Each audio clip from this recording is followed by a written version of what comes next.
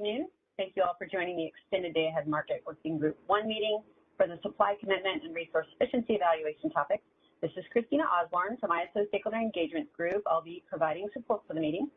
Mark Richardson is the facilitator and Bob Cott is the scribe for this working group, and then Phil Pettengill is the coordinator overseeing all 3 of the EDAM working groups. And then you also see George Angelides, who is a panelist, and he will be representing ISO and presenting on their behalf. Oh, sorry, there we go. So Mark is going to continue the discussion on the RSE scope items, starting with where we left off last week on the MSG resource qualification and counting. And then there will be time at the end. Bob Cott will provide a recap of the discussion, and then we'll talk about the topics for the next meeting. And then just a couple of reminders, these working groups are intended to be interactive. Feel free to raise your hand if at any time you have a question or if you want to share your perspective, and Mark will call on you when it's your turn in the queue. You're also welcome to send questions and comments in the chat. We'd just like to remind you to please state your name and affiliation first so that others know who's speaking. And these meetings are recorded. We do post the video files out on the working group web pages. Just want to make you aware that it usually takes about 2 to 3 days before, business days before we receive them from the media vendors, but we do post them as soon as we receive them. So if there's a little delay, that's why. We also ask that you do request permission from the ISO before reprinting any related meeting transcriptions. If you're interested in presenting at an upcoming working group meeting, again, there's a link at the end of the presentation, the inquiry link. Please let us know, submit your contact information. We'll reach out to you and coordinate to be able to present at a future meeting. So with that, I'm going to turn the meeting over to Mark Richardson. Thank you, Christina. Can you confirm you hear me okay? Yes, thank you. All right. Good afternoon, team. I appreciate everyone taking the time today to help design and shape the EDAM resource efficiency evaluation. Prior to continuing our conversation on resource qualification and counting details, I quickly wanted to provide a recap from where we left off on Friday. Friday, we covered a few hypothetical examples for hydro and battery resource types where I believe the group started to conceptualize the need for a planned operation profile to be provided by the EDAM entity, along with the bids that would help inform the RSC of the resources planned operations for the day. With the understanding that these resources planned operation profile may not materialize exactly as submitted based on the associated self-schedule and/or economic energy bid being optimized in the market. With that being said, the group did ask George Angelides to put together some examples on how this would work and what exactly this would look like. The goal would be to review these detailed examples this coming Wednesday to further vet out the design elements for these unit types. For today, as Christina mentioned, let's focus and continue our discussion on multi-stage generators, hybrids, traditional gas units, demand response, and uncontracted third-party supply as it pertains to the qualification and counting for the purpose of RSC. So Christina, with that, if you don't mind jumping down to the MSG slide, I would appreciate it. All right, so George briefly started tackling what the ISO's thought was around MSG. I asked George to be a panelist today, so I appreciate your time, George, because I'm going to be turning to you to first put forward what you believe the ISO's vision is for counting and qualification of these different resource types, and really use that as a starting point to help engage that conversation. So with that, George, if you don't mind walking us through what you believe the counting rules should be for an MSG resource and some of those constraints and things like that, how those would be considered, again, with trying to keep the RSC as a screen, not a market before the market. I'm going to turn it over to you and maybe help frame that up, and then I'll turn to the audience. Thank you, Mike, and good afternoon, everyone. This is George Angelides from the ISO. And last time when we talked about this slide, I believe it was last Friday, I did clarify that we don't support forbidden regions for MSG resources because you have the ability to register different configurations that could overlap or could not overlap, and obviously a non-overlapping set of configurations models forbidden regions, which is the gap between the configurations, so we don't need that feature for MSG. Regarding the use of MSGs in the resource sufficiency evaluation, the desire here is to make the best use of them. So, for example, in the capacity test, we want to be able to use the highest configuration of the MSG to support as much of the demand forecast and requirements that are in the RSC for the BAA, assuming that, of course, the highest configuration can be achieved from the beginning of the day based on initial conditions. So that's similar with what we said earlier regarding the ability for resources that are offline at the beginning of the day to start up.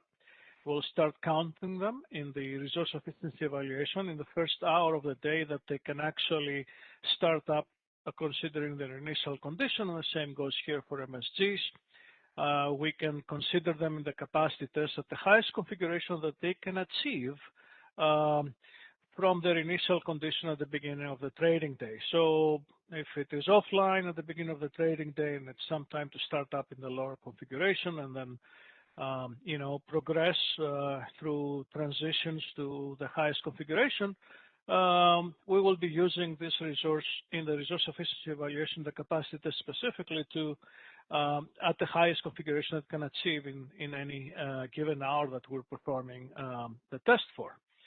And in a similar manner for the flexibility test, where we're looking at the ramp capability of the resource, again, as we presented earlier, one approach is to collect and aggregate all the upward ramp capability that is required across consecutive hours that the requirements are ramping up.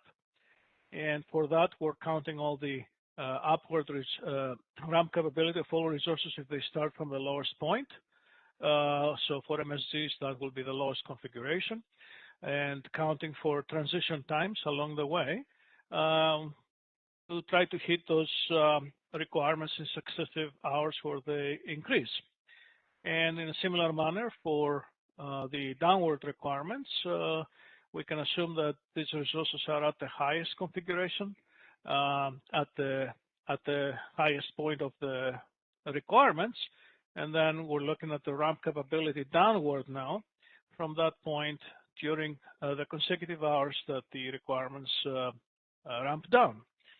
So essentially, without trying to get into design details now, the overall approach that we propose is to maximize both the capacity and the flexibility that these resources can provide to give the best benefit possible to the BAA to pass the test.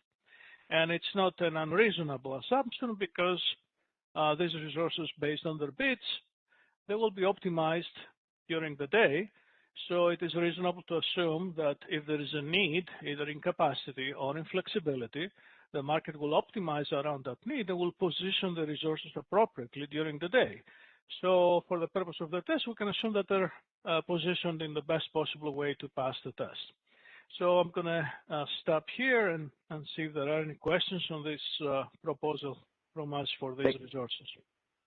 Thank you, George. And if I were to summarize what I just heard, what I'm hearing you propose is, we would look at the initial conditions of the associated MSG, taking into account startup, ramp, and transition times as it pertains to, accrediting towards capacity or flexibility. Is that right?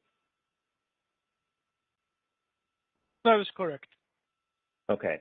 I see Alva in the queue. I just wanted to confirm I followed and wanted to restate that for everybody. So thank you for laying that out. So let's go to Alva first. Go ahead, Alva. Good afternoon. Hi, good afternoon. This is Alva Svoboda from PG&E, and this is actually just a further clarification question. Can you just remind us or remind me of what flexibility there is in identifying the initial condition of an MSG resource for the SC of such a resource, and what the restrictions are on doing that for an MSG resource? Are you referring specifically, Alva, to the flexibility test? or you're No, just no. asking, you're asking about the initial condition, how we The determine that? initial conditions. I know there's some capability to affect the ISO's perceived initial condition through an end of day, essentially real time bid. But I'm not familiar with, at least that's what I recall, and I just wondered if you could refresh my memory on what that initial condition would be constrained by. In other words, if somebody just said, I'm going to be in my in configuration 3 at the beginning of the day tomorrow, would you simply take that, or what would the constraints be? Okay. I'm not 100% certain about this, Alva, but I think that what we start the resources for the next day is based on where they ended up in the previous day ahead schedule. I believe the real-time market hasn't provided yet,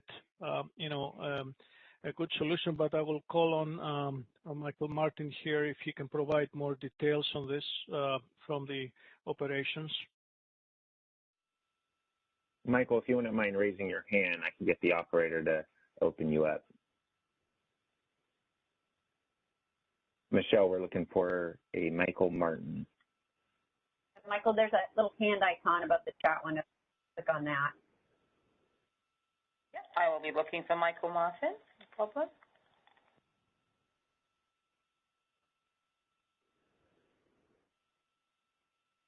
Yep, looks like his hand's raised. This is Michael. Can you hear me? Yep, go ahead, Michael. Okay, so I believe what you're referring to is the self-bridge process where you can indicate that you're willing to stay online at the end of the day, say, so really quickly, if you have day ahead awards at hour ending up until hour ending 23, if you self-schedule in your real-time self-schedule, real-time bid, that indicates to day ahead that you're willing to stay online so that the next day we see you as online. So I don't know of any issue with this process. It seems to work well. Thank you. I appreciate that. And does that apply to changes in configuration as well as to shutdown?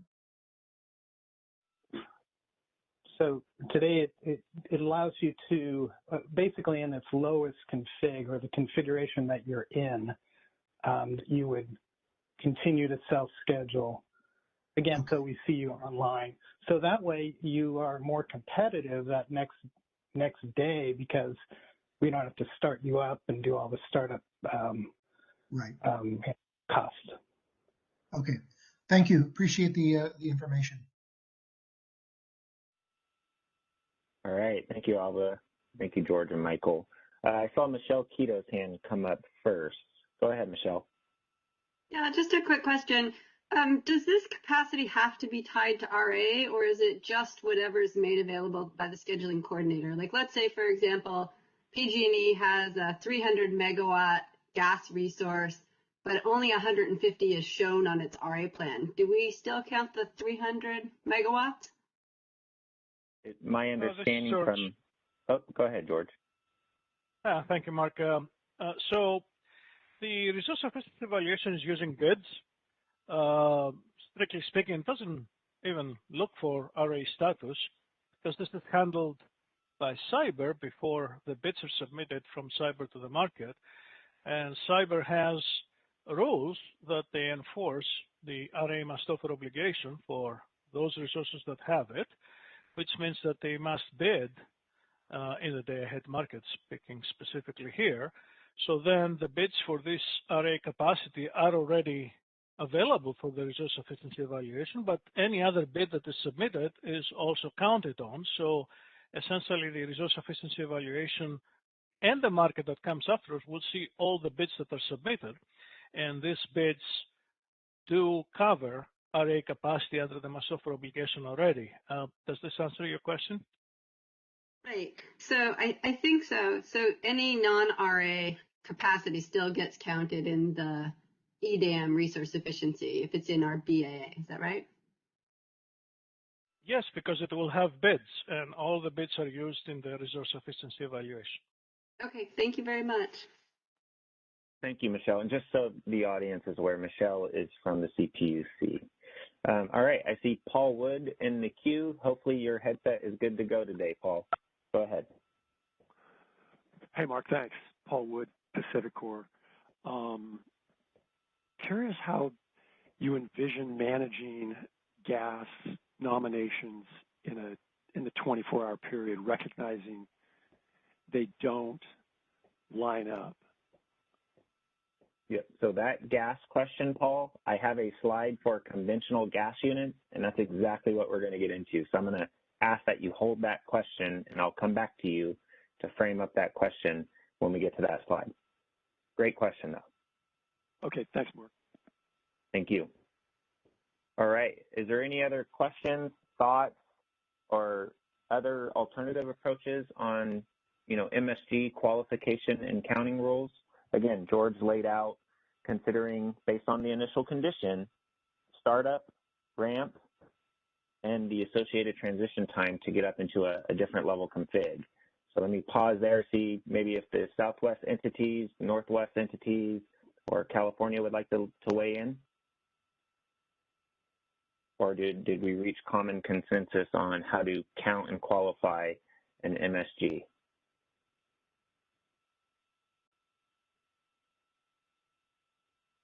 I see Alva with his hand up. Go ahead, Alva.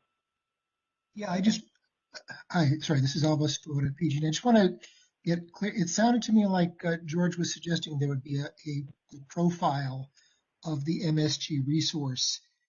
And if higher configurations that are in that profile are reachable, I'm just a little concerned about the idea that they wouldn't count towards resource sufficiency. We don't suggest a profile for MSGs. The profile is for energy limited resources. For other resources, we don't see a need for a profile to be submitted. So we'll basically using the best in capacity and in flexibility that the resource can provide. Okay, so typically if you were, let's just say you're at 0 at the beginning of the day, the only place where there would be constraints would be in the transitions required to get to maximum. But once we're at maximum, it would count at its maximum level for the rest of the day. Is that kind of the approach? That's right. Okay. For the capacity test, yes. Okay, perfect. Thank you. I appreciate that. I wasn't quite clear about that, so thank you. You're welcome. Thank you, Alva. All right, is there any other participant, stakeholder that would like to raise their hand and chime in on this before we move on? I'm going to take silence as everyone agrees to that approach, and you can't see the smile on my face, but I am smiling. So let me pause for a few seconds here before we move on, Christina. All right, I see Christine, her hand up. Hi, this is Christy Monahan from SRP. Can you all hear me? Yeah, go ahead. Hi, I had a question about the bidding aspects of this as well, and how you were proposing the bids fit in. Yeah, and do you mind being a little more specific? I believe George stated that anything that is bid in would be considered as part of the RSE. Can you be a little more specific with that question? Mark, I think the reference is to which configuration is bid. Am I right? Oh, okay, go for it. So we only consider configurations that are bid in the market. So give you an example. If the highest configuration or the duct fire is not bid in the market, obviously the market will never schedule the resource there, so we'll also not consider the capacity of that configuration in the RSC.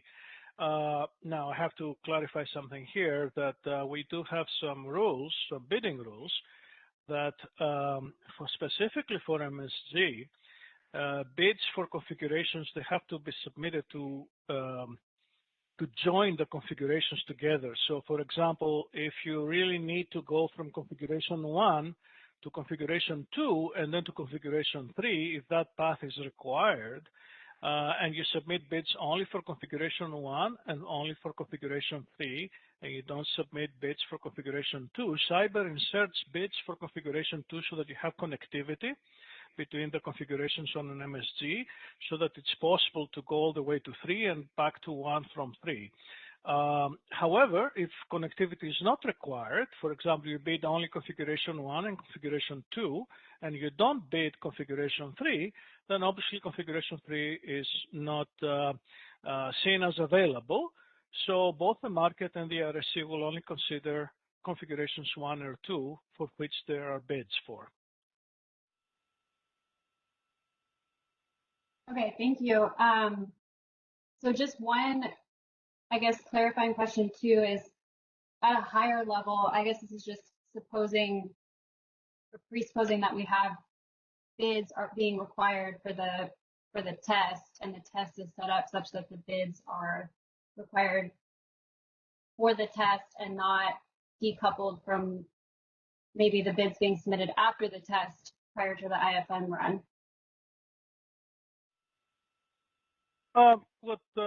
What we're saying is that really both the RSC and the market are using the bids. We may be performing some advisory RSC before we close the market, which means that you have the ability to revise your bids after an advisory RSC result is published. But at the end, when we close the market at 10 a.m., then the final RSC and the market will run with the bids that have been submitted by 10 a.m.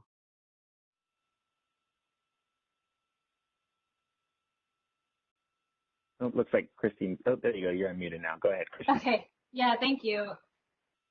Thank you. I just wanted to ask and just make sure at a higher level, I guess I'm not sure we've discussed or maybe all agreed on how the bids, I guess, play into the test versus the market runs themselves. So I guess I'll pause there, but thank you.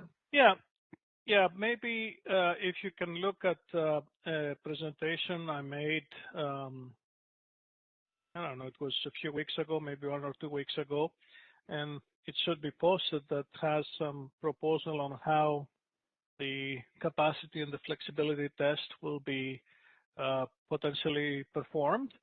And I'm showing there how we count the capacity based on the submitted bid, and how we count the flexibility based on the ramp capability of each resource capped by the capacity that is made available to the market with bids. So that gives you a little bit more detail about how the bids can actually be used for that purpose. Right. I think in the context of that proposal, that this, I understand this, and I think this makes sense. I think we would definitely want to try to simplify as much as possible, but I think in the context of that proposal, I think that makes sense. Thank you. You're welcome. Yeah, and I just made a note of that. And George, maybe when you come up with those example slides for Wednesday, we spend a slide or two on kind of the data flow leading up to RSC, if you wouldn't mind. And then, so I just received a chat question from Carly Page. Who submits these bids, the scheduling coordinator or BAA? George, did you want to take that one for how the ISO envisioned that? Yes. So the resource bids that are submitted by the scheduling coordinator for the resource that is assigned to the resource. In EIM, we have this concept of non-participating resources where there is no bid submission, only base schedule submission, and the base schedule is submitted by a base schedule coordinator and then the EIM entity. We don't have this concept here. Here, all the information for resources comes from the scheduling coordinator of the resource. And obviously it doesn't have to be the EDAM scheduling coordinator. It can be a scheduling coordinator registered in the master file for that resource. That's where the bids are coming from. And the ramp capability is registered in the master file, along with the relevant capacity limits. Does that answer your question?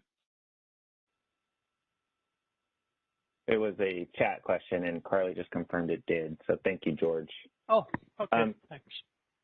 Oh, I have Jeff Nelson. Hi, good afternoon, everyone. Jeff Nelson, SE. This is a really basic question, but the BAA is the one that has to pass the RSE test, right? Correct. But it may have multiple entities within it. Are we expecting the BAA to submit all the bids on behalf of all the participants within its BAA, or will the individual participants set their own bids? Yeah, so each scheduling coordinator submits the bids for their resources. Then the results of the advisory resource sufficiency evaluation are published for everybody to see.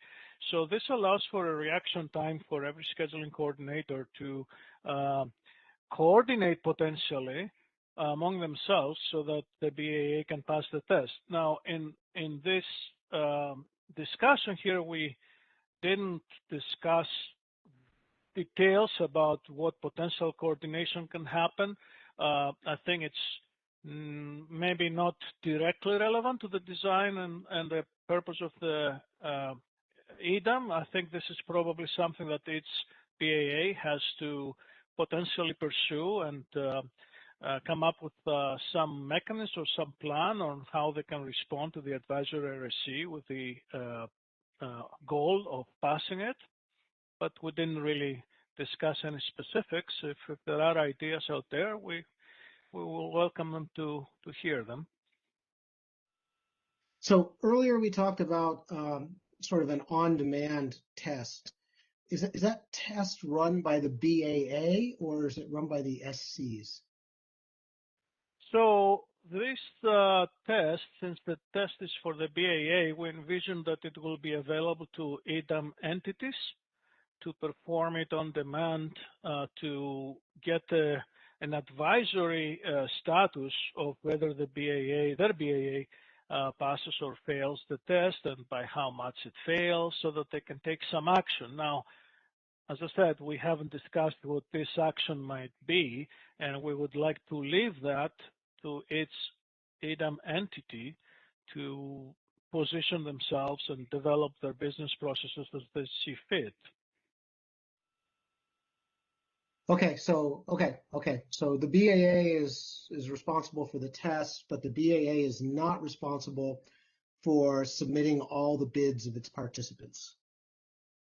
Correct. The bids are sensitive, confidential information. So although in EIM we do let the EIM entity know about the range, the megawatt range of the bids, we don't expose the bid price of these bids to the EIM entity.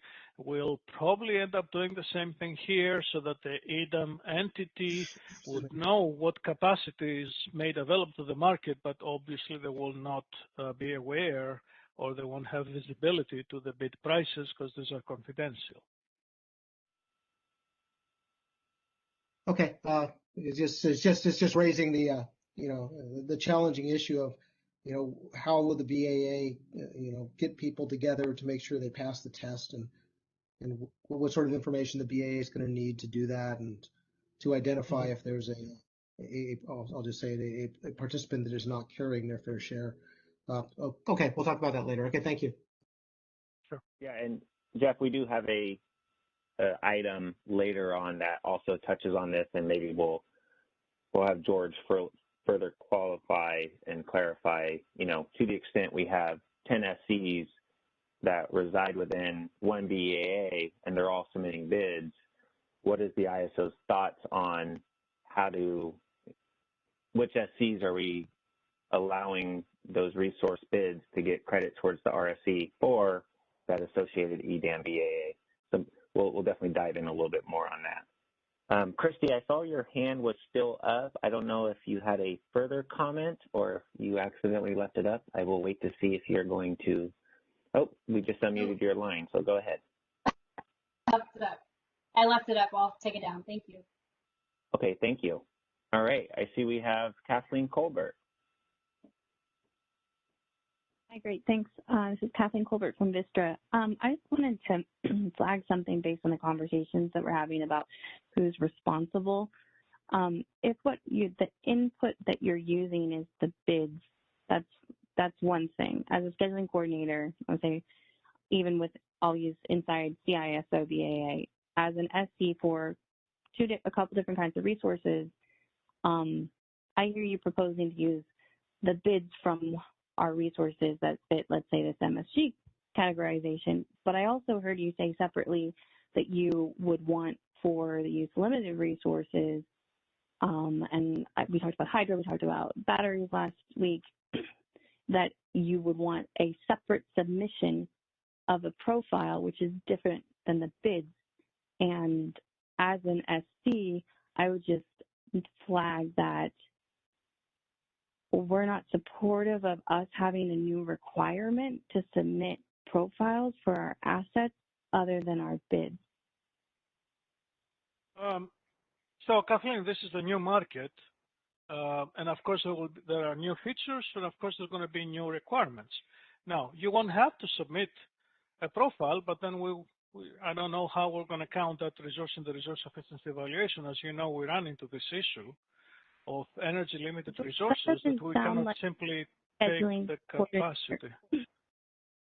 That does not sound to me like a scheduling coordinator issue, and I wanted to flag this for Jeff because I thought Jeff's question was really good and important, and I want to highlight the challenge of if you have internal third-party generators that are separate from the EDAM BAA, separate from an EDAM LSE, you're implying that you're adding another requirement, and I also think this ties back to Michelle's question. I think you're commingling issues, Kathleen, specifically for hydro resources. As you know, those resources are subject to environmental regulations, water management regulations. It is impossible not to have a plan for the next day. Impossible. Whoever operates these resources, they do have a plan. So all we're asked for is to provide this plan, and it may not be different than submitting exactly how resources submit base schedules in EIM could be a similar functionality. We will leverage that functionality. Obviously, we won't try to make it difficult for everybody to participate in this market. We'll make it as easy as possible. So we will leverage existing functionality, but there is a plan. All we're saying is just tell us what it is. I understand, George, and I think what I'm trying to highlight for you, though, is that to get scheduling coordinators who are not a load-serving entity, who are not, right, so normal scheduling coordinators, kind of in the construct of, I'm separating it from the idea of a vertically integrated utility. So you have a scheduling coordinator. In order to get an obligation to submit something other than a day-ahead bid, things have to change in the forward procurement space. That's a new rule that would need to be added. And I am trying to provide a value of communicating that you can't just, we as a group can't just introduce new requirements to the CAISO and not have them connected to an RA requirement. Otherwise, there's not an obligation to submit that. And I think, like I was trying to note, this is related to, I believe, something that Michelle was exploring. And I think these are really important questions and issues, and we can't disregard the practical realities. Thank you. Thank you, Kathleen. And, I know and Kathleen, you and I have had a few offline conversations, and I definitely appreciate your engagement. I know we're trying to design in this form a day-ahead RSC, and I hear you highlighting how that may or may not relate to forward procurement processes and things like that. I do want to make sure as a group we all keep in mind those common principles where we're not going to impact or infringe upon, forward planning and procurement processes in the West for this design. So I just wanted to throw that out there. And we'll definitely dictate some time in next Wednesday's call when we start getting, or this coming Wednesday, excuse me, when we get into some of those more detailed examples. So I do think there's going to be an opportunity to talk about that a little bit more. I did see Kevin Smith in the queue, and then your hand went down. Kevin, did you have a question or a comment you wanted to add?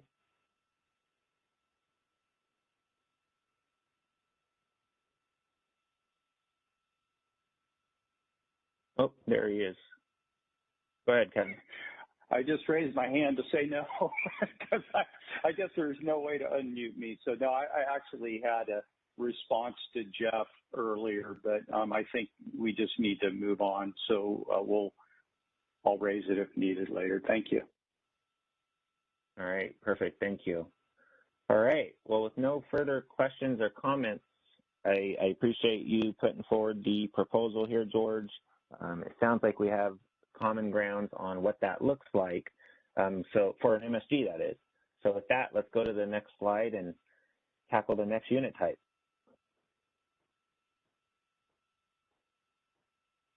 And Christina, if you don't mind forwarding, thank you. All right, so this slide was added just for you, Michelle Keto at the CPUC. You had brought up the hybrid question and what that looks like. So I wanted to get it in front of everybody and let's talk about it as a community. So I put together this hypothetical example, so I apologize in advance if it doesn't accurately reflect what I believe a hybrid facility would look like. So in this scenario, we have a hybrid resource H with a Pmin of 0 and Pmax of 100. It has a solar resource that has 100 megawatt Pmax, as we know, ramping up at its peak and then ramping back down throughout the day, consistent with the sun. And then we also have a battery resource connected that has a capability of charging or discharging up to 25 megawatts with a max state of charge of 100 megawatts. So I wanted to lay this out there, and George, maybe I'll come to you first. I don't mean to put you on the spot, but hearing from the stakeholder feedback, they do like a proposal first as a starting point, and then we can start tackling some of the nuances on how we envision this counting both from a capacity and flexibility standpoint. Sure. Thank you, Mike and Mark. And the proposal here is very simple, and it's aligned with the principles we set out in the Hybrid Resource Initiative. And according to these principles, the market and the cyber, they do not see the specific subcomponents of a hybrid resource. They don't see the solar or the battery components separately. They just see the hybrid resource as one single resource, indistinguishable from any other resource that has, Pmin, Pmax, and a bid. So we don't propose to handle hybrid resources in the resource efficiency evaluation any different than what the market is going to do, which basically handle them like any other resource. These subcomponents, they may have a separate treatment in our forecasting applications, but not in the market or in the infrastructure that receives the bids. So as far as the RSC goes, which is one of the market applications, we're just going to see the hybrid resource just like any other resource. Thank you. All right. And I know some hybrids, not to get too far in the weeds, have charging restrictions from the grid and things like that, which is why I put a Pmin of 0. Michelle, I don't know if you wanted to, weigh in and whether or not you agree with George's approach or if you thought of an alternative there. And I asked the same question to the audience. So let's go to Michelle first, if you wouldn't mind. Go ahead, Michelle. This is Michelle. I mean, I guess I don't mind this approach, but hybrid, I assume, means that it's hybrid behind the meter, in which case it is probably use limited, right? It's going to be use limited based on the charging capability of the battery. So if it's a 5-hour battery, it could move 5 hours worth of charge. I mean, if that's what you're going to treat it, that seems fine. But it's odd. Solar is use limited, storage is use limited, but hybrid is not. That's all I'll say. Thanks. Thank you, Michelle. Any other comments, questions, alternatives from the audience, or does everyone agree with George's approach?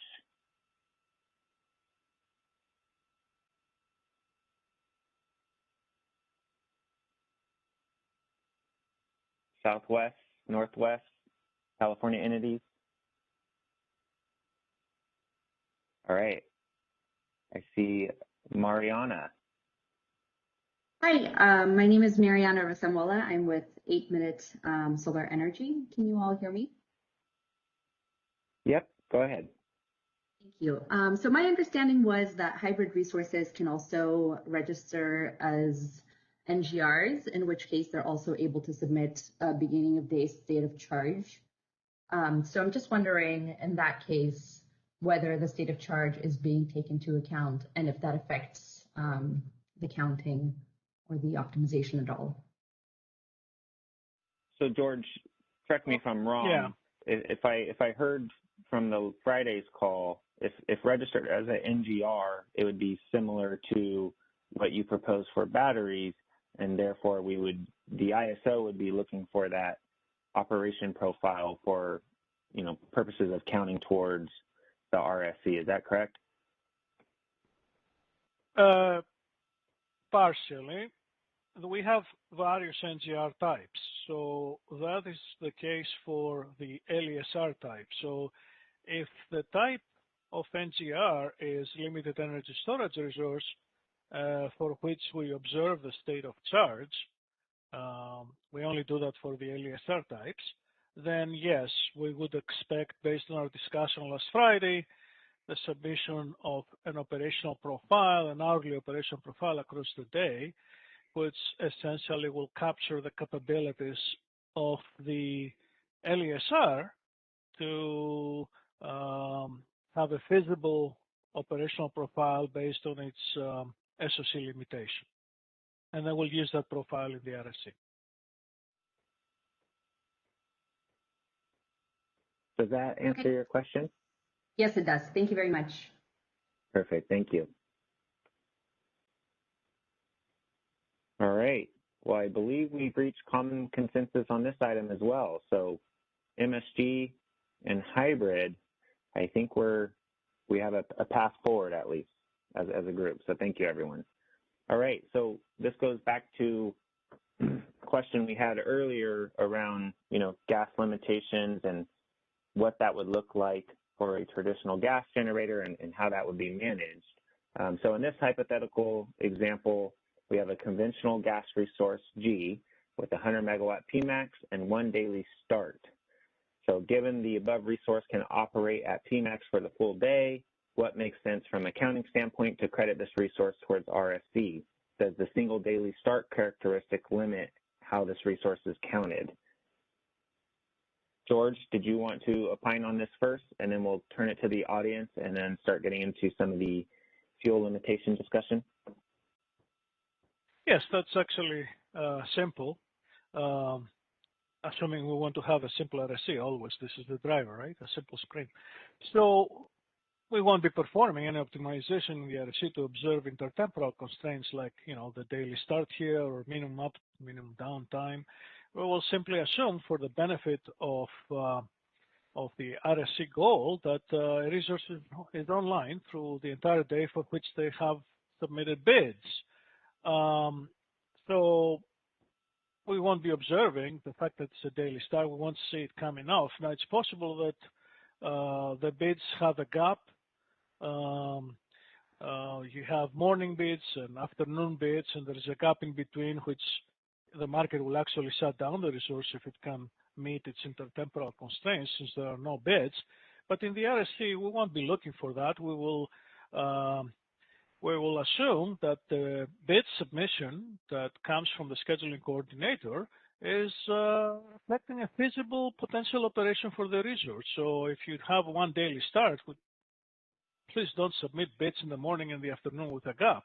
Bridge the gap so that we have one cycle for the resource, because it's really difficult to try to incorporate all those intertemporal constraints in the simple as we want it to be, RSC screen to enable this on-demand, application, we cannot be looking at these intertemporal constraints. It will not be possible to do. Thank you. Thank you, George. All right, I see Stuart Kelly in the queue. Go ahead, Stuart.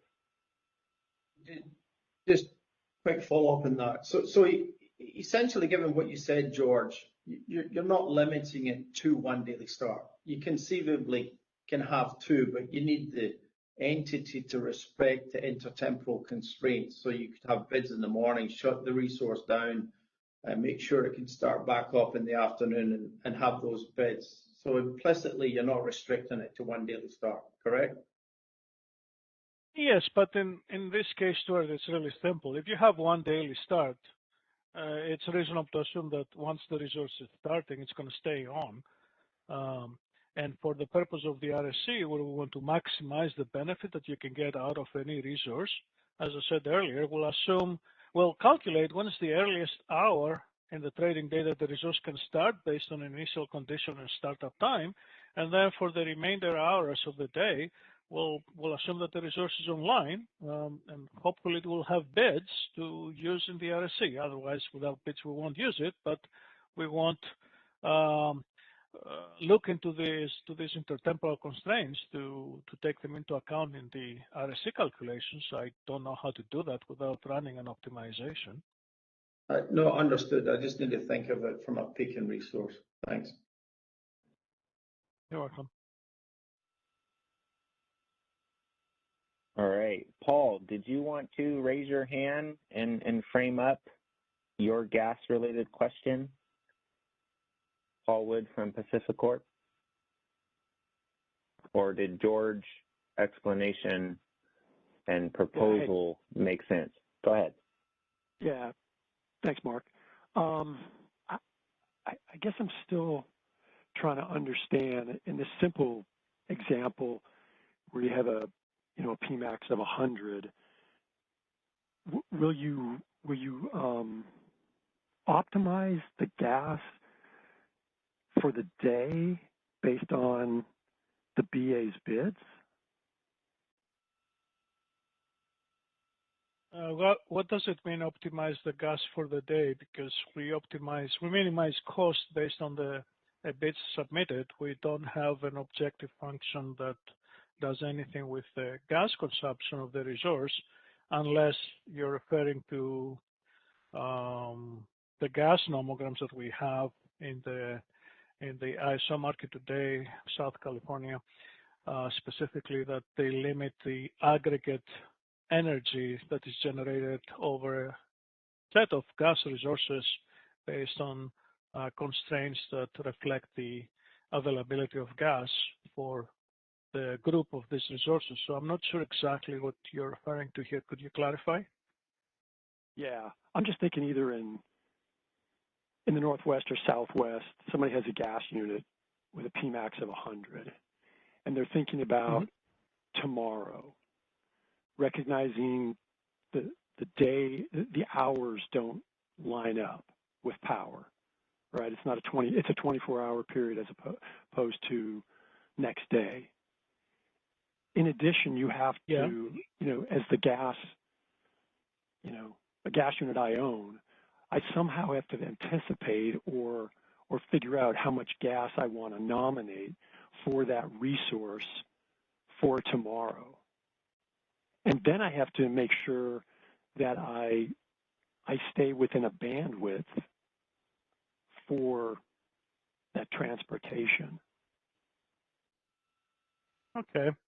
I think we're going to have this discussion a little bit later on, but for the time being, I just want to state that submitting a bid or a set of 24-hour bids for the day tomorrow for a gas resource, it sort of constitutes a commitment that you're able to procure the gas for the potential outcome of the day-ahead market. So if you submit a bid for 24 hours, potentially you could be selected to run for 24 hours. So in your bid, you represent the capability of procuring the gas for that potential outcome. So we'll take your bid and we'll use it as you submit it. So it is some responsibility on your part to make sure that you can make your bid good by having the capacity to procure the gas that is required for it, right? Yeah, I understand and I agree. It's just, you know, it's a challenge to not know where the day-ahead market is going to settle, right? But I guess I understand. So George and Paul, and excuse me, I'm just a facilitator here. Isn't that the same practice, or wouldn't that practice be the same as, let's say, an entity participating in the California day-ahead market that has a gas generator that they're submitting their bids for? Yeah. So I guess I would, maybe Paul, ask you, how would that be different from today's practices to the extent you do participate in that market bilaterally? Or two, maybe ask a California entity to raise their hand and maybe shed a little light on what that practice looks like. Yeah, thanks, Mark. And we do not participate in the day-ahead market. So this is something perfect. we don't deal with currently. Okay. So let me ask the audience then. Is there a participant that participates in the day-ahead market today with a gas generator that would be willing to chime in on what that practice looks like? I see Stuart I see you, Jeff Spires, and I will come to you. I don't think it's related to my last question. Stuart dropped his hand. Can I get a California entity to, I see Kathleen. Go ahead, Kathleen.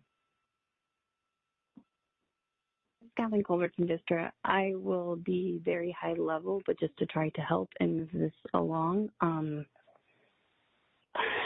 The way that for someone who doesn't participate in the day-ahead market, there are some pre-day-ahead market actions that the CAISO provides to the gas companies themselves that helps with gas planning. They release a gas burn report 2 days prior to the market based on the D+1 results. Those go to the gas company, but they are helpful for them.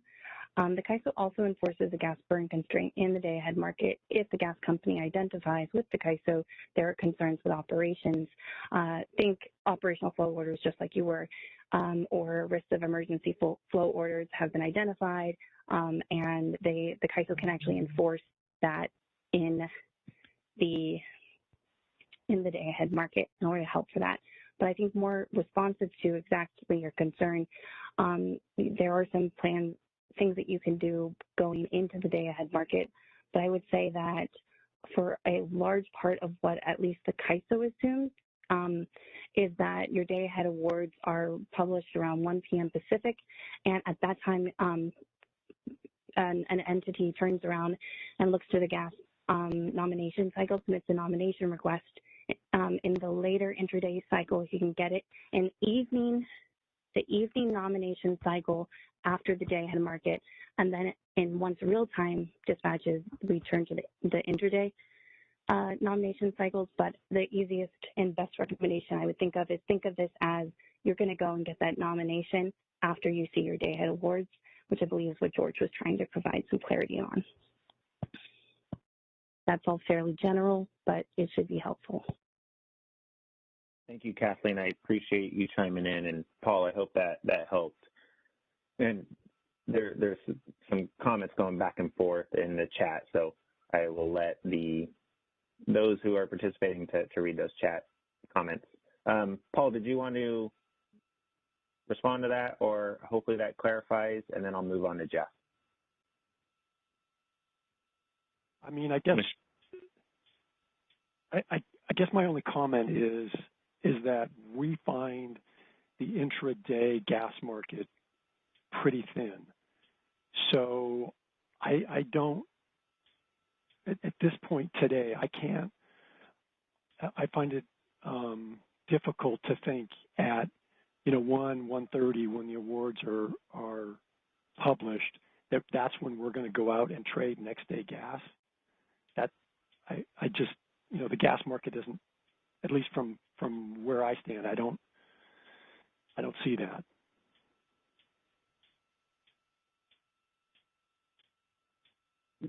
Yeah, no, and maybe I can encourage those, and there's more chat feedback back and forth. Maybe I can encourage entities to discuss or ask those type of questions offline. I know it's sensitive from market strategies and commercial operations and things like that. So I definitely want to respect that line. But I appreciate your comments, Paul. Jeff, I apologize for keeping you waiting. Let me go to you. Thanks, Mark. Hi, it's Jeff Spires with PowerX here. Just a couple of comments on the counting rules. Maybe the first thing, Mark, is I know you're trying to kind of move us forward, but I also find like I'm just trying to digest some of these ideas. And so I think, when you don't get feedback, I don't think that necessarily means that we have consensus one way or the other. I think some of these things we need to be able to come back to and kind of talk through all the different items here from people and then go back and look at it again. So this is some feedback to kind of the lack of response you might get on certain items. But the comment I wanted to make was, I think applicable to all of these counting rules is, it seems like the counting contribution somewhat depends on the way that the test is structured.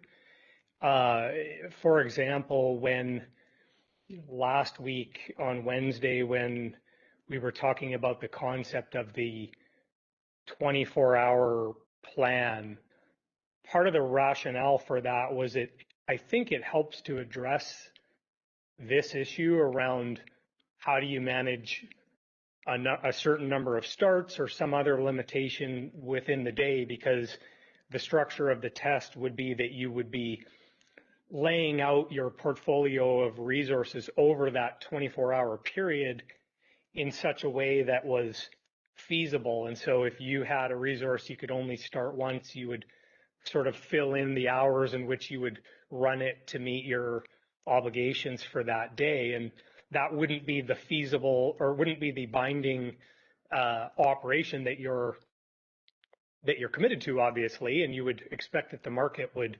redispatch the resources that you're putting in. But you would be, as a starting point, able to just show that when you put all your various resources together, it leads you to a feasible outcome. So I guess just, I think kind of how the structure is ultimately defined might impact how resources should or shouldn't be counted in a particular hour.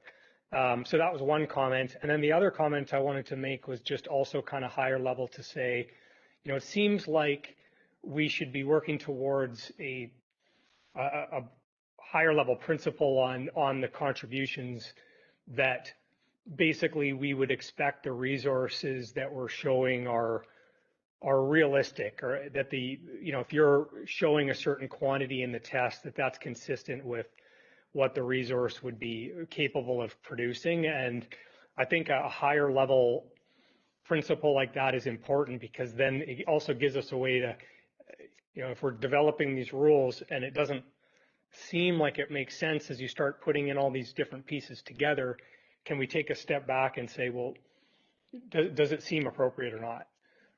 So I wanted to add that in our view, the counting rules should reflect the actual capability of the resources, whatever that is, and if they need to be updated to reflect D rates or other reasons that they can't, fully be expected to produce up to, say, their P max, then I think that's something that should be incorporated into the test. Thank you, Jeff, and I appreciate your comment regarding, silence when I'm asking for common ground. And again, I would encourage the community to raise their hand, and to the extent they have other alternatives, definitely provide those, or any other further comments. I understand it's a lot to digest, and we will be touching on these topics as we go on. Danny, did you want to, I see your hand up, Danny from the ISO, did you want to respond to Jeff?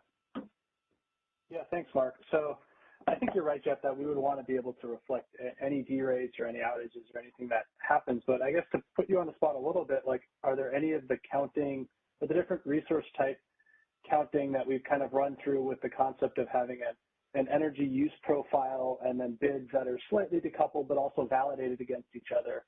Are there any specific resource types that you disagree with what we've talked about so far?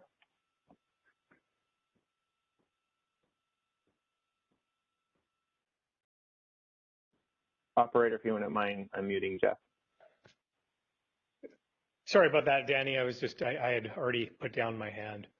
I wasn't actually trying to really take issue with anything specific that you've proposed so far, other than I'm just looking at the criteria and then thinking about how do we make sure that we have a means to look at whatever that criteria produces and compare it to what we think that the reality is in terms of what various resources can do, and are they consistent with one another. So I think I really just wanted to emphasize that. And as you know, we've had challenges along these lines in the EIM associated with values that get brought into the test, but then don't necessarily reflect what a particular resource can produce in real time. And so I think having that tie back is something that's important, and that's really what I was trying to get at with that comment. Thanks for that clarification, Jeff. That helps to know that it seems like at least we're understanding that we both agree that the resources that are offered in need to be able to perform during the hours their energy profile would show that they should perform, absent a more economic solution which allows slight displacement. I think is a good alignment to have. Thank you. And Danny, just to add, I do also think, though, that the related issue that Paul was raising, I know there are others that have raised similar concerns around basically how will the market dispatch respect limitations, and I think that challenge also comes up in the context of hydro resources. And so, there's definitely a relationship there with not just the sufficiency test, but then how are those limitations respected through the optimization, and what means do participants have to communicate that up front? And so that's also an important topic that I think is we have to give more thought to. Okay, I think we're going to start to walk through some of that stuff on the gas, at least in the next couple of slides. So it'll be good to have that conversation soon. Yeah, and that will probably come this Wednesday when we start diving into some of those more detailed examples. And maybe it'll help, not necessarily just resource by resource, but a comprehensive example of how a EDAM entity would show these resources and bids, how those would count towards the RFC in meeting the tests, and, the submitter, SE submitter, or the EDAM BAA role, and how those are different. So maybe I could ask the ISO team to, take a few steps back before we dive into some of those detailed examples on what exactly that would look like to kind of help set the stage. So thank you, Danny and Jeff, for that back and forth there. All right, are there any other comments on conventional gas resources before we move on?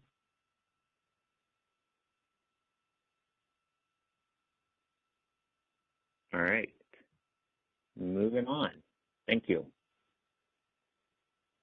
All right, so here's one of the last slides of the day, and I did not anticipate us going this fast, so maybe we'll revisit some of those items, or I'll maybe ask Danny if there's something else that he would like to bring up in this call prior to concluding, but some additional considerations. So demand response programs, DR. Many entities have demand response programs that do not qualify to be modeled as a resource under the existing rules. So how should this, quote unquote, supply be accounted for in the RFC? Again, respecting what resources currently count in other entities, IRP and RA programs, how do we ensure, or what does that qualification and counting rules look like for unmodeled, so it's not registered in the master file, DR?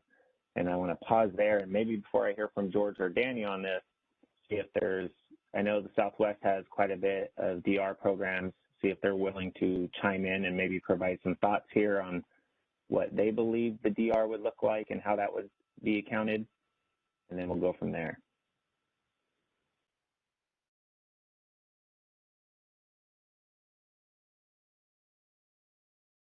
I don't see any hands coming up. All right, Danny. Oh, I see Tong Wu from WAPA. Go ahead, Tong. Hi, this is Tong Wu from WAPA.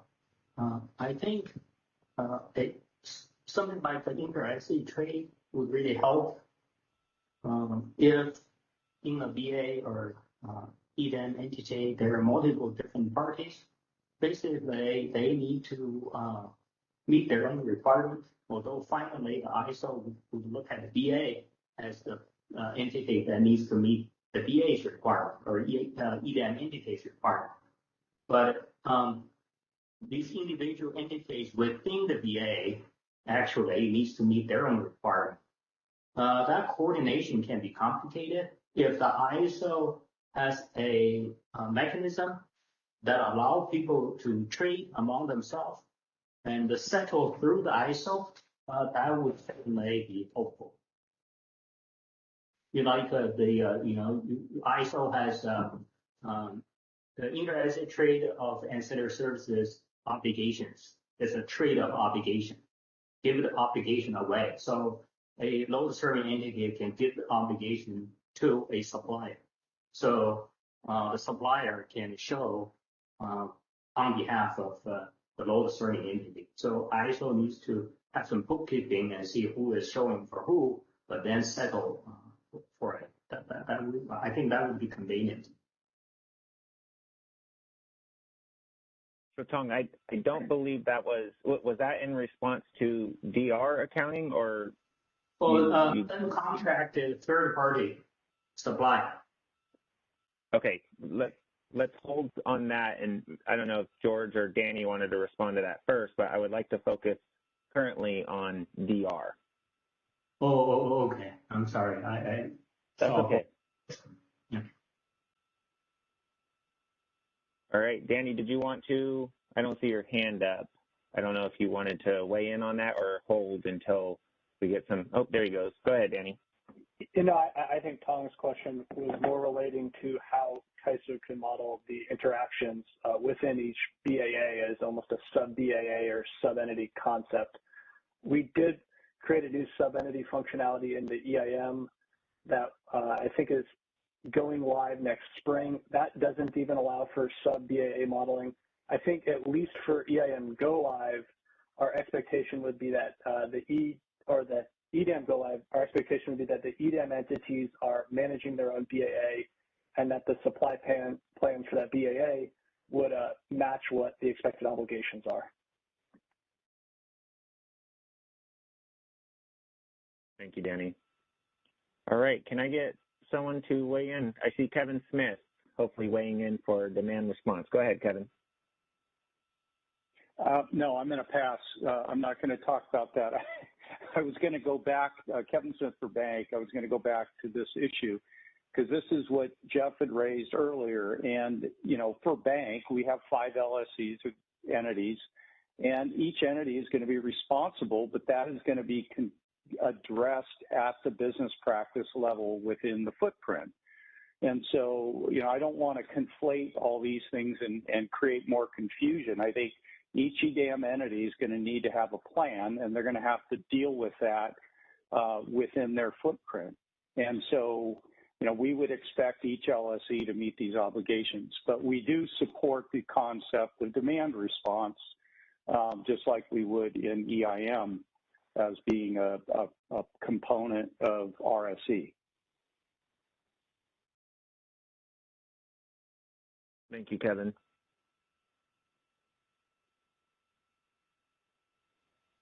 All right, I'm going to go to George.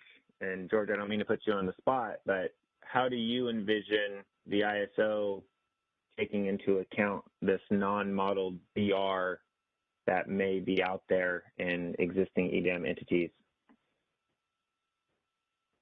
Thank you, Mark. It's a difficult topic. I can start. I'm pretty sure we're going to have a good discussion here, but there are different demand response programs here, and I want to differentiate among them. There are this kind that the market can see, which means that there is a bid for them. For example, it could be a proxy demand resource or a dispatchable demand resource. These are specific resources registered in the master file with the ability to bid in the market. They submit a bid, and as I said several times before, the market and the resource sufficiency evaluation, they work with bids. So if you have demand response showing its ability to perform in the market with bids, then we're going to use these bids, both in the market for scheduling and in the RSC for reflecting their capability in meeting the BAA requirements for the RSC. So that's, I think this is the simplest part of this particular issue.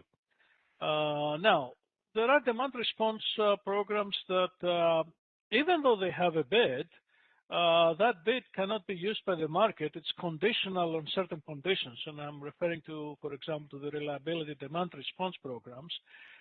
So those bids, although they're submitted, they're conditionally used in the market, and I'm referring to, you want to use this in real time, obviously. So I'm not even sure if it's an issue for the day-ahead market, but we can extrapolate here. So these bids are not used by the market unless they're flagged in by the operator, and certain conditions like, you know, you have tight system conditions, and there are certain criteria that have to be met. So obviously, if these conditions are not met for a given hour in tomorrow's trading day when we perform the RSC, you don't want to count these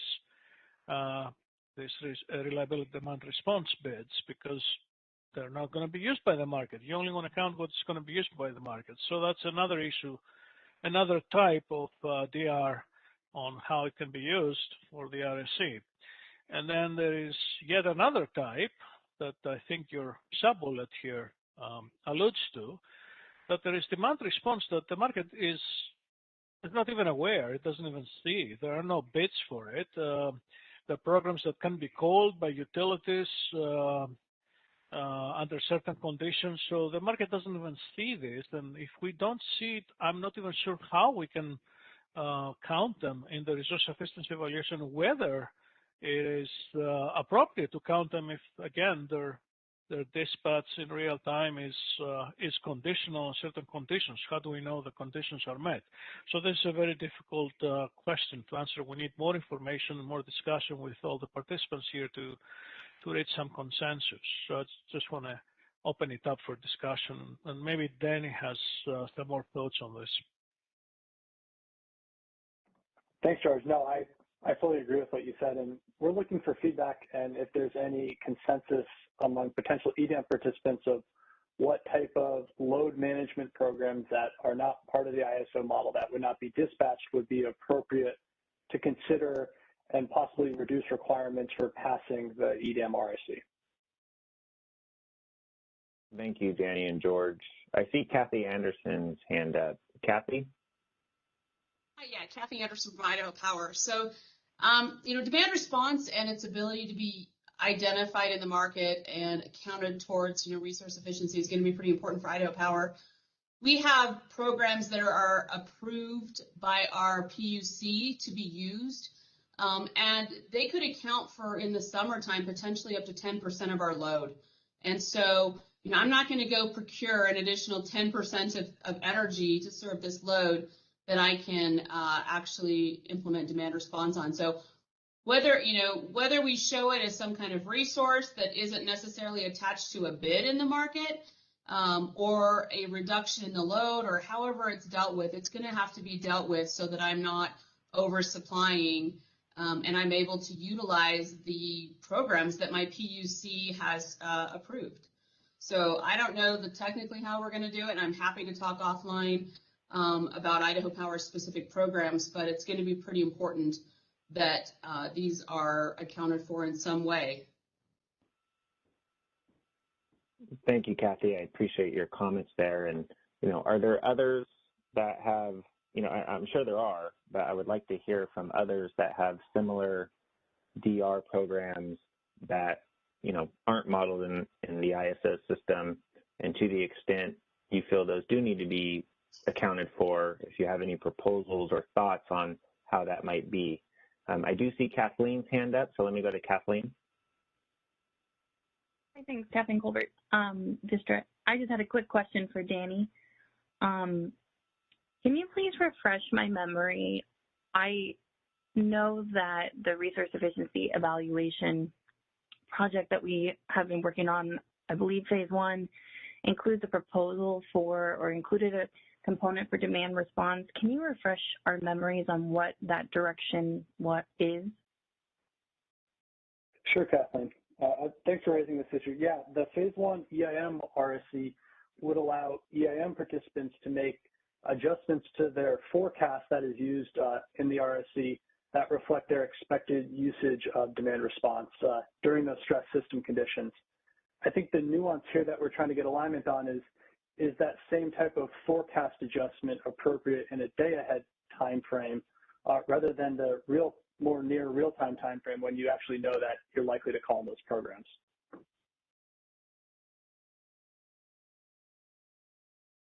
Great, that's very helpful. Thank you, Dan. All right, thanks, Kathleen. Yeah, so if I heard Kathy correctly from Idaho, it sounds like Idaho's DR programs can potentially be up to 10% of their summer load. Are there other parties that, would care to share potentially what percentage this would mean for them? And I see Kathy back in the queue. So, Michelle, if you don't mind unmuting Kathy's line. Sorry, I did want to clarify too one thing. Yeah, it can be large, but today in the EIM, depending on the size, we may be able to adjust our load for it and we may not. And there are some EIM entities I know that it doesn't meet the threshold even in EIM that the CAISO will adjust their load, which is kind of harmful. So I think, regardless of what your design or regardless of the size, if an entity has an approved program, it needs to be accounted for. Ours just happens to be larger, but. No, I appreciate that. And I see Danny's hand up, so I don't know if you wanted to respond to that. Danny? Yeah, Kathy, getting back to your comment, and I think what I was trying to express to Kathleen earlier is right now there is limitations with how the forecasting is done about how granular and what size the DR programs need to be modeled. But that is exactly what we're looking to change as part of phase 1 of the EIM RSC, is to allow for broader participation. Right. And make sure that the scheduling and settlement is accurate. Yeah, perfect.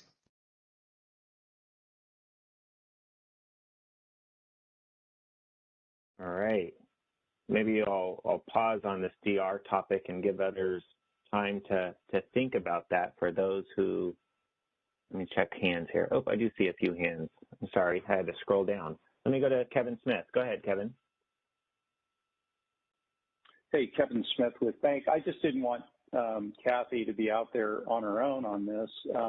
We've been in a lot of discussions, and this is a topic. So I agree with Kathy. It probably needs to be thought through. I don't know that we have I'm sure some haven't have how they think it should be addressed, and there's probably a gamut of ways to deal with it. But I do think this is a topic for several of the balancing authorities or potential EDAM entities. So I just wanted to kind of just support Kathy on that one, even though folks haven't said much on it.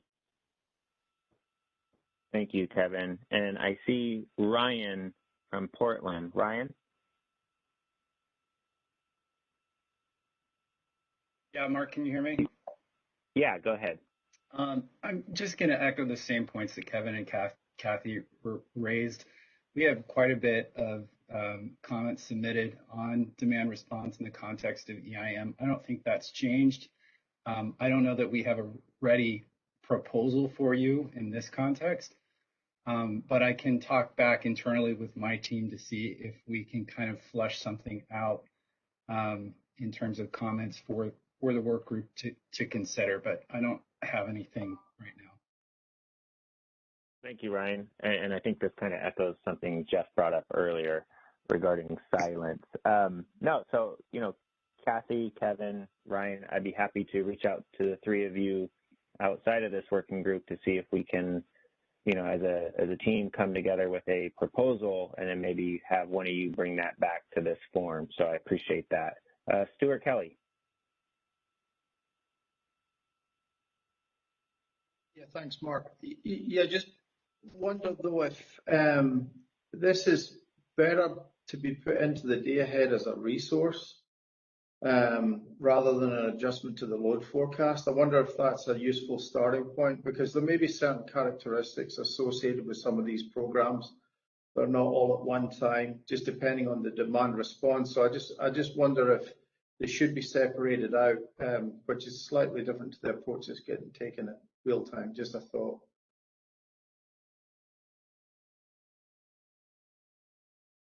Thank you, Stuart. All right, is there any other comments, thoughts on demand response before we move on to the last bullet item here?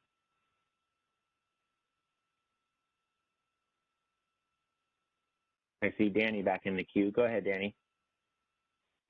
So, Stuart, if I understand your comment correctly, you would almost advocate for a different type of resource model for demand response with maybe less stringent criteria than the existing PDR model? Yeah, Danny, I certainly think that's worth exploring, because I get concerned a little bit about just a pure adjustment to the load forecast. I think we'd probably want to test if it makes sense to set up a resource. Does it fit with the existing programs out there? And also that resource may be able to reflect certain characteristics of these demand response programs, or it may not. I'm not sure, but I think that there may be some, benefit, a lot of pros in setting it up as some type of resource rather than a pure adjustment to the load forecast. I can see that may present, potential problems, but I'm thinking off the top of my head without having the benefit to reflect on it in any great depth or time.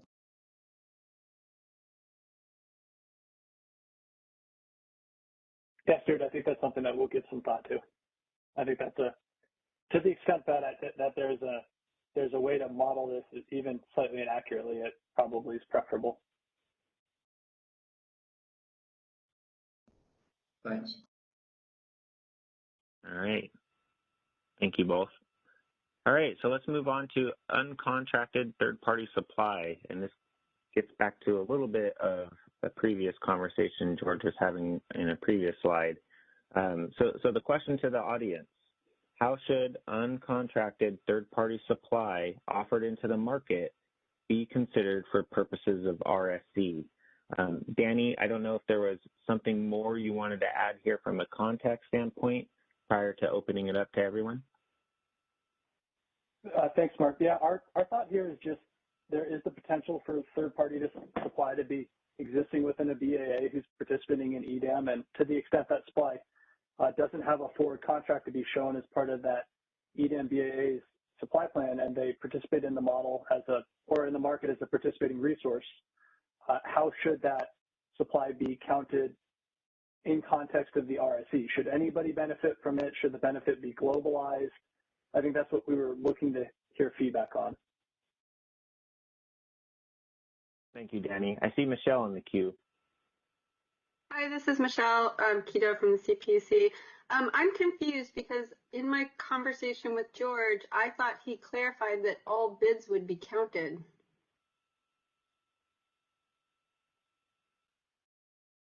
That's true, Michelle, except this class of bids that I mentioned here, that they're conditional to be used in the market.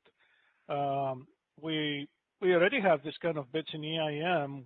They're associated with what we call available capacity, which are conditional bids for use in EIM.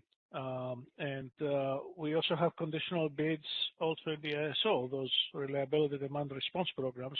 They can submit bids, but they're conditional. They're not dispatched unless the operator flags them in.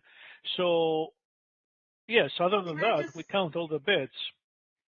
Oh, so let me just go back to my example. So let's say there's a 300 megawatt resource.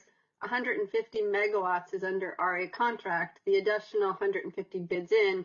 I guess I thought in response to your earlier response that you would count all 300, but now you're saying no, that's uncontracted and it wouldn't count.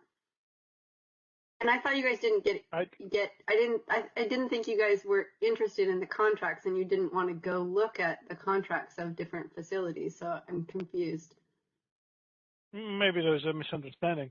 Your question reflects to array supply capacity. So for supply, yes, I did say that if there is a 300 megawatt resource, 150 is array, which carries a must offer obligation, they have to bid at least 150 in the market. If they bid 300, we'll use the entire 300.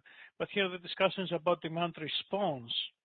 Uncontracted third-party demand response. I'm sorry. Okay, sorry. This is all about demand response. Sorry, that was my confusion. No.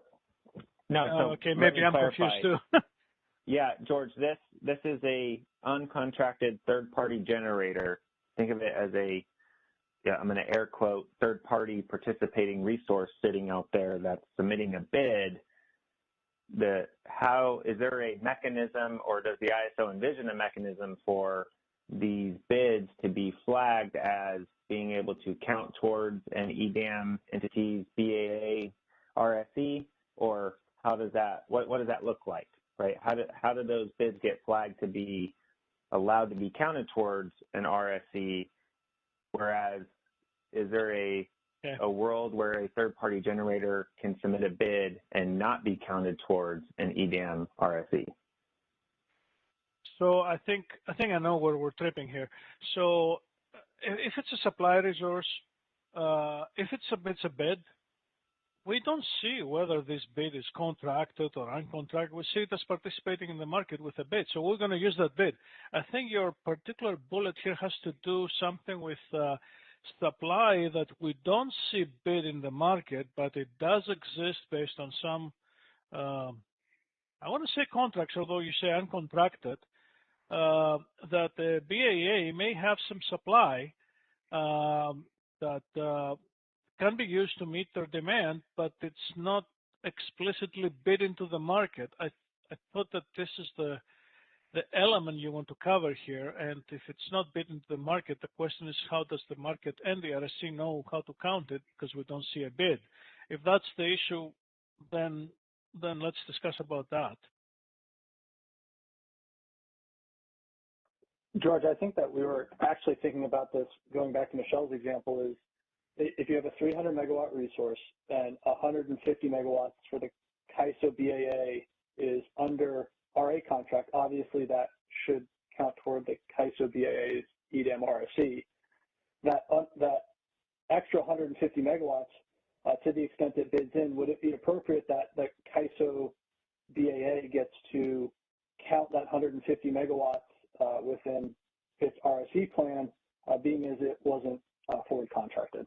I think that's what we're trying to see, if any participating resources in excess of. Okay, your answer is. Yeah, it's an easy answer on that. So if that additional 150 megawatts is bid into the market, but let's say it has a contract for supplying this energy to outside of the ISO BAA or any BAA we're talking about here in general to another BAA, then that can be used in the RSC to support that other BAA's RSC requirement through the construct of the bucket one transfer that we talked about before. So that resource will register a bucket one transfer, assuming it has secured the transmission to do so with the other BAA, and it will schedule that. It will release the capacity of that transfer in the market by submitting a 150 megawatt scheduling limit on it. We'll see that in the RSC, and we'll count 150 megawatt of supply from the ISO Balancing Authority area, which from accounting, it could come from this resource, for example, to satisfy 150 megawatts of demand forecast in the sync BAA based on that transfer. So that's handled through the bucket one transfer construct. Does that, and this question for myself, is it only under the bucket one construct, to the extent the party does not have bucket one allocation? What does that look like, George? Then it's for the ISO BAA or the BAA that is in. Any bid is used for passing the BAA's requirements. It's counted against its own BAA unless you have a bucket one transfer to meet some other BAA's requirement. That's very clear. Okay. Let's pause there, and I'd like to get a reaction to see if that's consistent with other parties' thoughts on this and weigh in on that. Kevin Smith, let's go to Kevin Smith. Kevin Smith, thank you.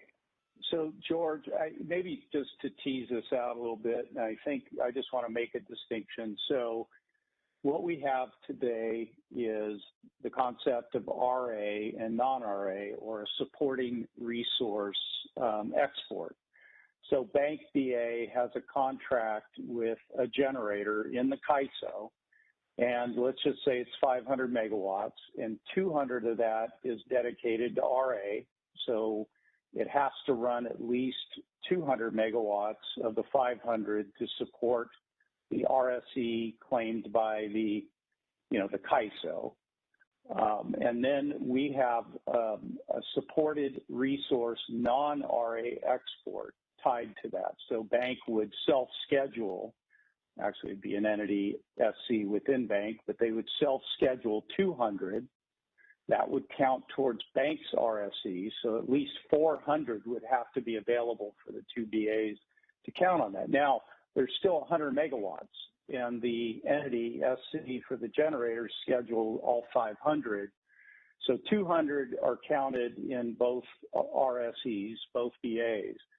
So I think the question's going to what is the other 100, who uses that?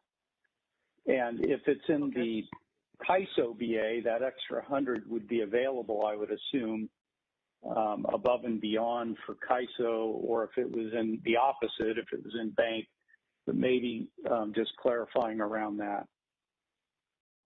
Yeah, let's clarify. Let's first of all set the stage for this resource. Let's assume that there is no pseudo-tie capacity out of that resource. It's all in the ISO, and it has some contractual obligation to supply energy to Bank, which is done today with a high priority export supported by this resource, the way you explained. So going to EDAM, if Bank is part of EDAM, that export is going away. There is no export anymore. There is a transfer though. So there is obviously a transfer between ISO and Bank. It could be bucket 2. And 200 megawatts you mentioned. So 200 megawatts is going to be carved out and register as a bucket 1 transfer to support this 200 megawatt bid from this resource that is supplying load, let's say, in Bank, and can be used to be counted for the Bank's RSE, right? So that's the construct for a bucket 1 transfer for that. Any additional 100 megawatts beyond the RA is staying inside the ISO. It will be counted for passing the RSE of the ISO, unless that one is also associated with some bucket 1 transfer to another BAA. Okay? Yep. That's how I would expect it to be. And so I just wanted to use an example where there was a residual amount that wasn't equal to, a half and a half, because then you start it gets more confusing. So that 100 would be available to the CAISO if it's bid into the market, because then the CAISO would see that. Okay. Yep. I think you've clarified it. Thank you.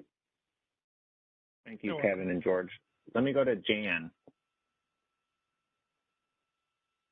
So I kind of want to follow up, and part of this may be some misunderstanding. And I'm not saying this is even an official position, but I'm just sort of thinking out loud here. Jan, do you mind mentioning your affiliation, please? I'm sorry. With San Diego Gas and Electric. If a BAA is resource sufficient, it's contracted all that it needs to be resource efficient. But within that BA, there's a resource we're going to call it uncontracted capacity that's bid into the market. Is there any way to sort of automatically assign that amount of capacity to other resource deficient BAAs proportionally, for example, sort of so as to maximize the ability of all BAAs to participate in the day-ahead market? And I guess what I'm not in the RSC, John. Because because you require the transmission to be earmarked for it, so you need a bucket one transfer. But without it, so it will be counted to pass the ISO RSC in your example. But then when we release all that capacity in the market, of course, the result of economic displacement could end up that energy from the ISO supports another BAA's demand, which you could say that, oh, this particular resource helps in that respect. But to count it in the RSC, we can only count what is shown as a bucket one transfer, right? This is the purpose that we have this bucket one transfer. Okay, concept, that's kind of what I was probing a little bit is how essential that was. And I guess what you're saying is it's because you need the transmission to go with it that it needs to be in the bucket one. Yes. Okay, thank you. That answers my question. Thanks. So George, and maybe I'll ask this for the audience's sake, to the extent there's leftover bucket one, does that change anything? So Mark, I don't know what means leftover bucket one. Bucket one is whatever it's declared, and we use that. If there is additional transmission capacity that is released under bucket two or bucket three, we'll see that in the market. But in the RSC, we only see what is declared as bucket one to perform the screen for the RSC. Okay, that makes sense. Thank you. Let me go to Laura. I've seen Laura have her hand up for a while. Thank you for your patience, Laura. Hi, this is Laura Trelease with the Bonneville Power Administration, and I was just wondering if the CAISO could explain how the intertie bidding framework will work with EDAM.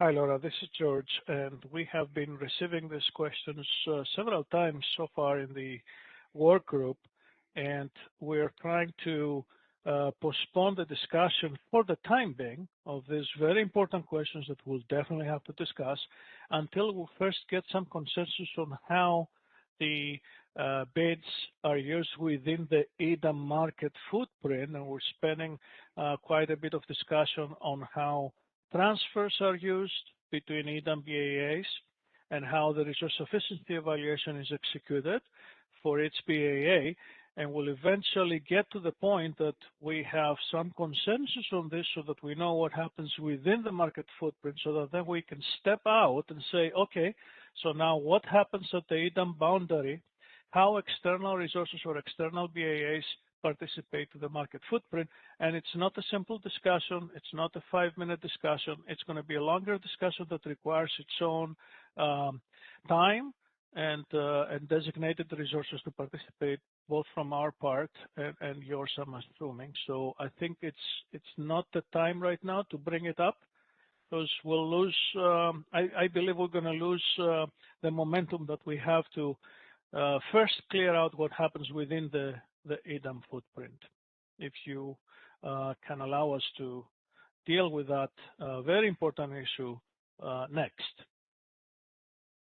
Great, thanks, George. Yeah, I think in my mind, I was just thinking about the difference between uncontracted third-party supply bidding into EDAM versus in the intertie bidding framework, and that's kind of where my mind was going on the trying to understand how those two interplay. So, but can totally understand delaying that conversation. Thanks. Thank you. Yeah, thank you, Laura. Let me go to Paul Wood and then Kevin Smith. Hey, thanks, Mark. Paul Wood from Pacific Core. So a question on the third-party supply. How is that resource within a BA that is independent? They're just a merchant. Are you saying that third-party resource is going to be counted towards the BA's RSE? Yes, we all see those bids are being independent by scheduling coordinators submitted in the market, and for the RSE, we associate them with the BAA, where the resource resides to, and it will be counted for passing that BAA's RSE. We do allow for the support the ability to have a contract to meet RSE requirements in another BAA by designating and declaring the required intertie transmission for that as a bucket one transfer. Yes. But what if that entity who owns that resource in that BA is offloading that to somebody else, or maybe it's not even online? No, I understand, but to offload it, as you say, in another BAA, you need to have transmission to get there, correct? So all we're saying is that, yes, it's possible, but just so was the transmission. Right, but if it's sitting inside my BA, and I don't know what they're doing with that resource for tomorrow. Well, if it bids, we know that it participates. But what if they don't participate in EDAM? Then they don't bid. If they don't bid, they don't get a day-ahead schedule. They're not in the day-ahead market, and obviously they're not in the RSE. We're not counting them because we don't see them. We don't see the bid. Right? Yeah, that was just my question. Okay. Okay. Yeah, I'm just trying to look at this from a non-Cal ISO perspective. Yeah, I understand, but we don't see any difference. I mean, all the resources are the same. Doesn't matter if they're in the ISO or not. When it comes to the market and the RSE, we just see the bids. And we use those bids. And George, just to clarify, when you state bid, that is inclusive of a self-schedule as well, potentially, correct? That is correct, yes. I always associate self-schedules with bids. For me, they're all bids. So, yes, thanks for the clarification. I have made that before, but it's good to keep saying that, yes. Thank you, George. Paul, did that answer your question before I move on to Steve? Yeah, thanks, Mark. That does help. All right, perfect. All right, Steve Greenleaf. Yeah, thanks. Steve Greenleaf, Brookfield. And let me first state that I'm still trying to think through this, and I don't think we certainly have a position right now on the issue. But George, I have to say I'm not quite there yet as far as counting uncontracted third-party supply, and I'm talking, once again, keep it simple, 100 megawatt resource, PGA resource in the CAISO BAA, not contracted for RA, not contract with any load serving anywhere. It submits a bid at a day-ahead market, so which is a financial market, so it's established that no obligation really to submit that bid either in day ahead or through real time. So it's still a little unclear to me the rationale for why, and it's not, I think you're right, it's not just a CAISO issue, it's any EDAM BAA, why they get to count that, which I think ties in part to maybe the logic or some of the rationale embedded in Jan's question on, can it somehow be deemed to contribute to the larger, supply pool out there, which is, I know, a secondary question we need to think through. But I just have to say, I'm just not there yet that BAA gets to count that. And then when you link into the earlier discussion on and say that PGA resource is a use limited resource, I mean, if it's going to bid, its bid is going to represent how it's going to function, layering on any other obligation to submit a profile. I mean, I guess the CAISO can go down that road of expanding the requirements for what, and I know PGA resources have to generally comply with the tariff, so adding in a general tariff requirement, you could do that. But anyway, I know there's not really a question there. I definitely have to think through it some more, but I'm just not seeing it. And it also links into Laura's question and the question I raised last week with respect to the intertie bidding. It's a little confusing to me, and it's just not clear the rationale. But once again, I don't think we have a final position on that. Thank you, Steve. Appreciate your comments. George, did you want to respond to that, or it wasn't necessarily a question? And if not, I can go to Tong. Yeah, no question, no answer. You can go. All right, thank you. All right, Tong. Yeah, I want to follow up with this discussion, and my earlier question was whether we can have some sort of an inter-SC trade. Maybe it's not inter-SC, just inter-party trade.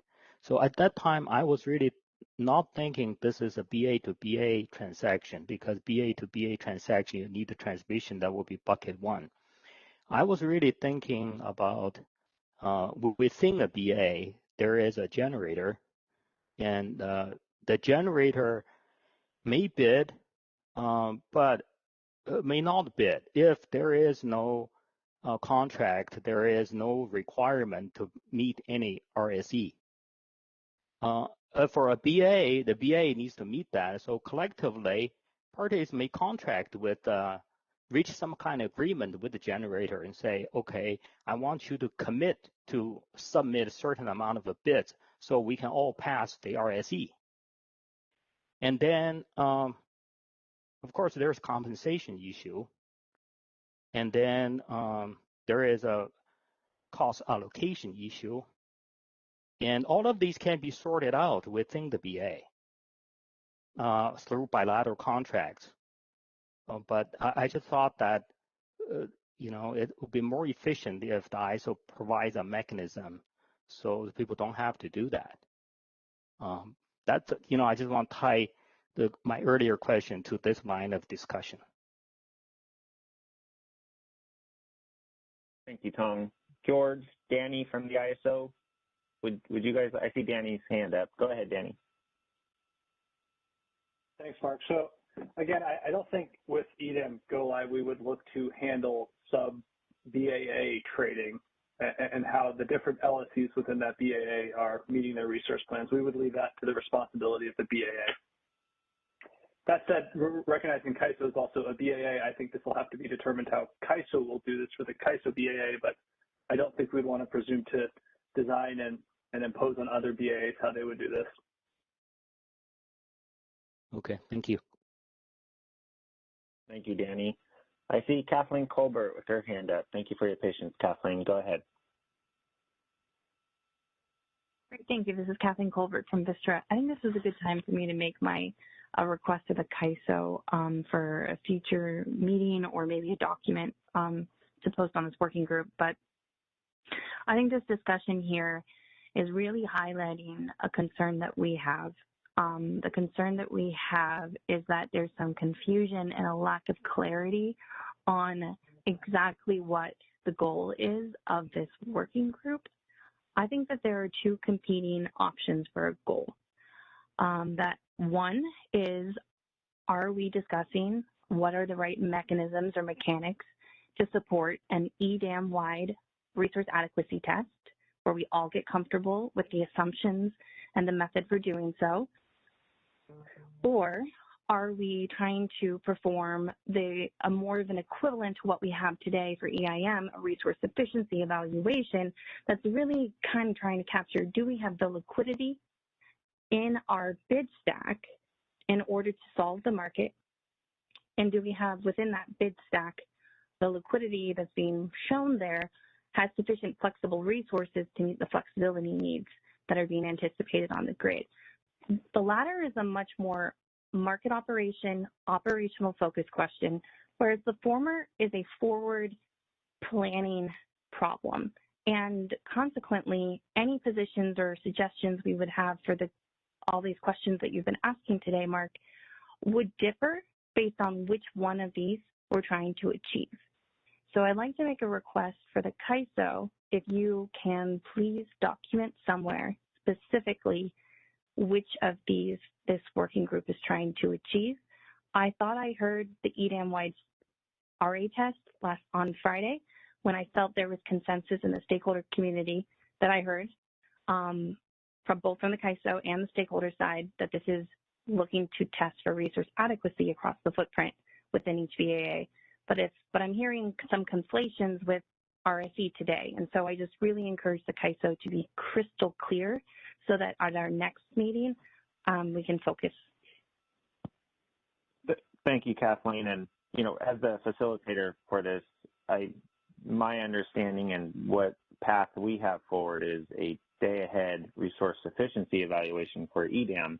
I see Milosh raised his hand, so I'm going to call on Milosh to opine on your comment. Hi, good afternoon. This is Milosh with the California. So thanks, Kathleen, for the question. And, you know, I think through this working group, our intent is really to focus on the latter, like Mark said, on the day-ahead resource sufficiency evaluation, the common design principles, recognize that there are different resource adequacy programs that different potential EDAM entities may be under, different planning paradigms, but we're really not focused on the forward planning aspect. We're really focused on do entities have sufficient capacity coming into the day-ahead market under the resource sufficiency evaluation, similar to the concept that's applied today in the EIM. Is there sufficient capacity coming into the real-time market? So hopefully this avoids any confusion and provides that clarity that you're looking for, but the focus here is on that day-ahead resource sufficiency evaluation, and apologize for any confusion to the extent it occurred. Thank you, Milosh. No, thanks. Go ahead, Kathleen. I just had a quick follow-up on that, if that's all right, Mark. I just want to say thank you for clarifying. Super appreciate that. I did want to note that the conversation that we had on Friday was anchored in assuming that this was an EDAM RA test. And so I think we'll need to revisit those conversations in light of the clarity that Milosh just provided. I think what we determined about the profiles or what there seemed to be consensus on is no longer the right approach under the context of equivalent to the RFE. It should be bids similarly to all other resources. So if we could revisit that conversation in light of this guidance, that would be great. Thank you for your comment, Kathleen. And, you know, as the facilitator, I was moving forward and in my mind was discussing day-ahead RFC as Milosh laid out. So if any other entities felt they were confused by that as well, I'd encourage you to reach out to me, and to the extent we need to, you know, rehash some of those conversations, we absolutely will. I know Bob Cott was working on publishing the summary, and I believe it's out there already. Christina, feel free to correct me if I'm wrong on some of those common consensus items. I do think that we're going to naturally touch on some of those points that were discussed on Friday once George and the ISO team comes forward with some of those more detailed examples to really show the audience what the ISO's proposal is for some of those counting rules. So maybe we'll revisit that then, Kathleen. So thank you for your point. I do want to respect the time. It's 2:57. I appreciate everyone's thoughts today. I'm going to turn it over to Bob for a quick summary, and then we'll conclude the call. Okay, thank you, Mark. Well, I think we started with a commitment to develop some slides to cover some of the details we covered on Friday regarding hydro storage and for qualification and counting rules. Today we discussed the MSG resource qualification and counting, hybrid qualification and counting, and conventional resource qualification and counting. And then we dived into the demand response programs and uncontracted third-party supply topic. I'll cover some of the details in the weekly report. Back to you. Thank you, Bob. I appreciate it. I hope everyone has a great rest of your afternoon. I know we covered quite a bit today. I encourage parties to talk offline regarding the DR mechanics that we touched on, as well as this third-party non-contracted supply. And I look forward to Wednesday's discussion. Thank you and have a great rest of your afternoon.